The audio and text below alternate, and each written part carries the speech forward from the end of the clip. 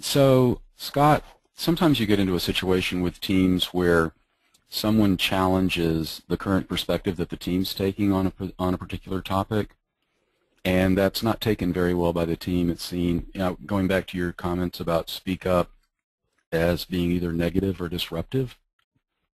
So what are some concrete actions that can be taken so that the team is more open to considering those challenges without, in a more objective way, without it necessarily reflecting badly on the person who introduces those? That's a good question, and that is real life. There are some people who are more difficult to deal with, who are more disruptive. And in an established team, most people know who they are.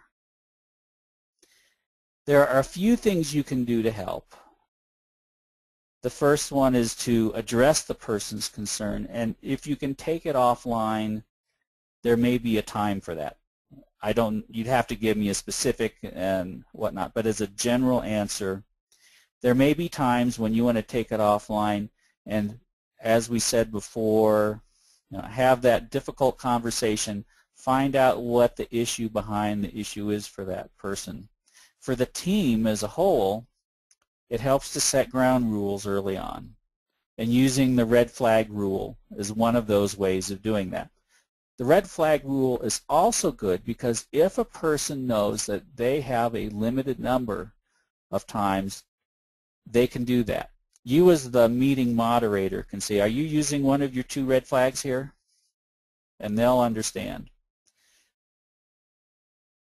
Just know that there will be people that are more difficult to deal with, and it's a challenge. I mean, I'm asking people to assume trust in this situation.